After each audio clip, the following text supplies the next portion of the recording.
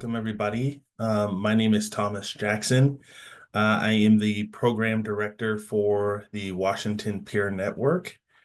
I also am an author of a book and currently working on my second and third book. I am a certified peer counselor, a certified peer counselor trainer, and I'm also goofy as hell. So the topic today that I want to talk about is I define wellness. And the reason why I really picked this topic is because, you know, in our lives, when we're talking about being well, it's not defined by some book or some cookie cutter way of me defining my life. My journey is vastly different from yours. The weather's very different over here than it may be over there. And I may tell you, hey, even though you're having a thunderstorm, it's all right, right? And it's not. It's absolutely not all right in this space, right? And so how do we define what being well is, right? It's literally a point to where, for me, I want to share a little story with you guys if I can. Just this past a couple of months, I was out on leave for knee surgery, right? And I had a bunch of friends say, I'm definitely gonna to be there for you. Just let me know how you're doing, right? How you're okay. We'll stop by. We'll do this, A, B, C, and D. I mean, I'm pretty sure you guys have ever heard that. And it got to a point where during my healing process, I wasn't doing well emotionally, mentally, physically, spiritually. I just was not doing well. And I had to figure out where did the lapse in my wellness come from, right? And I realized that for years of my life during this time that I did not have the opportunity to be still. And all the things that I had not dealt with started coming up. Childhood traumas, friendship traumas, family traumas, all of these betrayals that I've had in my life. And I had to ask myself, man, all this time I've been working, I've been smiling, I've been doing all of these great things, but I'm not doing well internally. It's a thunderstorm in here, right? It's it's a tsunami. Like I'm taking, so I'm not only trying to now heal from an injury, but I'm having to heal internally and figure out what's going on with me, right? And so I really had to prioritize, as someone say, prioritize the intention of getting well. And a couple of tools that I used is I started writing down the situations that bothered me. And I could say I've said the situations a lot, many times before in my life about, you know, oh, this hurt me, or, you guys didn't call me, so it made me frustrated. But I never really wrote it down and really had to face it myself. And I realized that in writing things down, when I start to write down what happens in my life and I read it out loud to myself, now I'm the person that faces it. Because every time that I've told someone, they had to face it. It was outward going. It was never internal for me. And so that really changed the dynamic of how I start prioritizing the issues that I was having in my life when it came to other individuals, the hurts, the frustrations, the pains, but also forgiving myself of robbing myself of the time that I didn't prioritize those things. I think that the forgiveness part was one of the hardest parts for me because I'm so used to forgiving everyone else and I'm so used to taking on everyone else's issues and everyone else's problems. And I'm always the vault or the bank for everybody else, but I don't have a bank for myself. Right? And so, really having that person or that accountability partner that says calls and checks and say, hey, how is your wellness? Right? How are you actually doing? How are you doing financially? And truly being honest with myself. Like I was like, man, I'm doing okay, but I'm not doing the greatest. I'm not where I want to be, right? And then having that accountability partner that's going to say, okay, well, let's get it together. And what's the plan? What's the progress? What's the next step, right? Emotionally, how am I doing emotionally? Am I just telling people I'm okay when I'm not? Because I've done it that over this past few months and in my life, I've done it.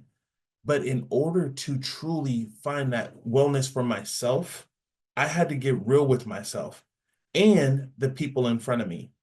And it made the relationships for me that I have with people now more genuine than they've ever been in my life. It gave me that space of clarity, of breaking the I guess societal norm, I guess, of hey, we're okay. Hey, we're fine.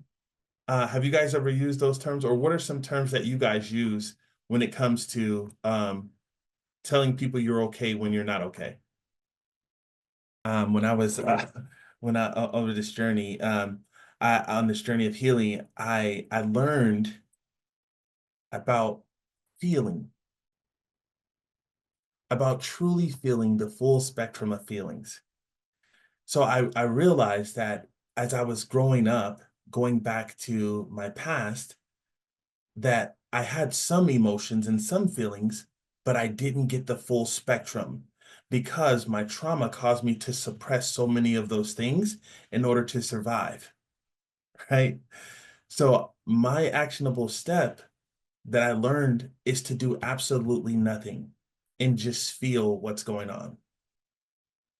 And when I started doing that, there were different emotions that popped up that I've never felt before. Okay, I'm 40 years old and I'm having new emotions. I feel like a baby. Okay.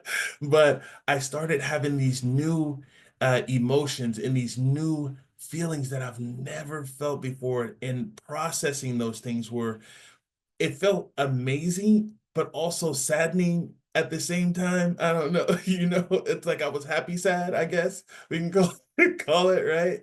But it was one of the most amazing things. And having these tools to just, and I thank all of you for sharing these because these are tools now that I'm going to put in my power bank so that now I have more tools to use, right? For my own journey. And that's the great thing about having partners in wellness, right? Is really having that person or tools that give you tools that say, hey, you know what? I don't have all the tools, but I know somebody who used something else other than I did to get well. I remember, Carrie or Jay or Ryan or Tina or Stephanie or, Jamie said this when they get well. Now I can use that for my journey and see if it works. Because again, at the end of the day, we all define our own wellness. What looks well to me may not look well to someone else, right? What feels well to me may not feel well to someone else. And understanding that your journey to wellness is your particular journey to wellness is great. It's absolutely amazing, and it's yours to own. What I had another conversation with my grandfather over this time, and I wanted to talk a little bit about spiritual wellness. Um, spiritualness, I grew up a Baptist. Let me tell you guys, I grew up a Baptist in the church. We'd be in church from sun up to sun up. I mean, my pastor back in the day, he would say, we're not done till the Holy Spirit's done. Well, spirits never die. So I mean, I don't know if we're gonna be here till till I gotta go to school on Monday or what, right? But but my grandfather, he basically he was like always like the matriarch of the family.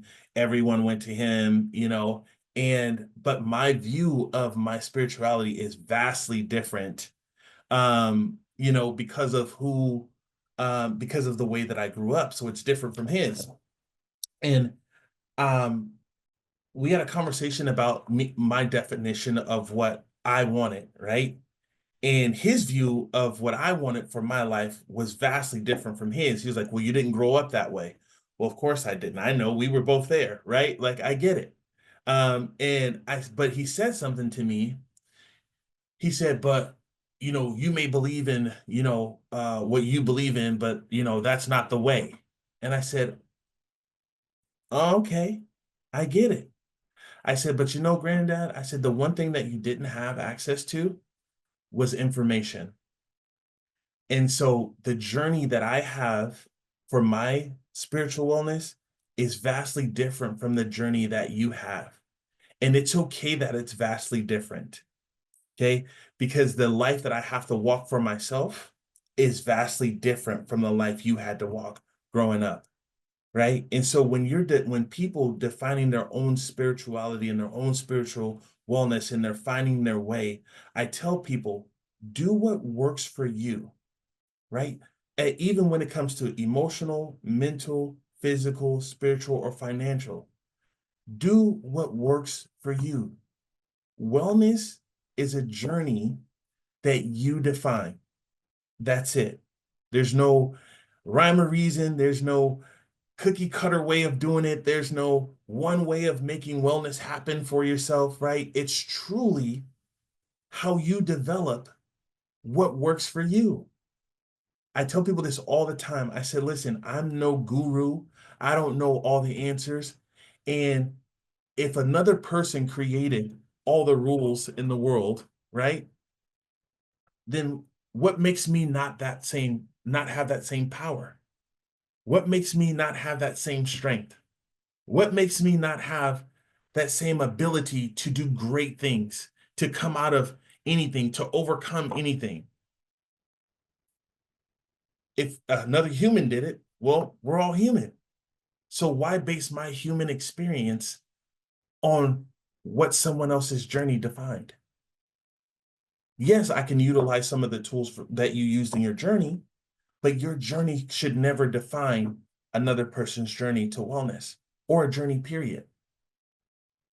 And their journey should never define yours. And so I want to encourage all of you, and I want you guys to have a discussion on what the perfect wellness journey looks like for you. I love my family. I love my friends. I love my job. I love the work that I do. I love the people that I work with, but I also love me more. And I am the number one priority. If I'm not well, nothing else around me will be well. And I want to encourage you guys to prioritize loving yourself more in all areas of your life, whether it be your emotions, your mental, your physical, your spiritual, your financial. Be the priority in those spaces for yourself and work towards those things. Utilize the tools that you've learned here today. Utilize the tools that you talked about. Honor the commitment that you made to yourself today and onto your journey of wellness. I'm always here. You guys can always email me if you want to talk about wellness on a deeper level. So feel free to do so. And I just want to tell you all, because we have a couple minutes left, thank you so much for sharing your stories with me, for sharing your journeys to wellness with me, but also being your true, authentic selves today and using your power of vulnerability to make it here. So thank you so much. And until next time, I'll see you guys later.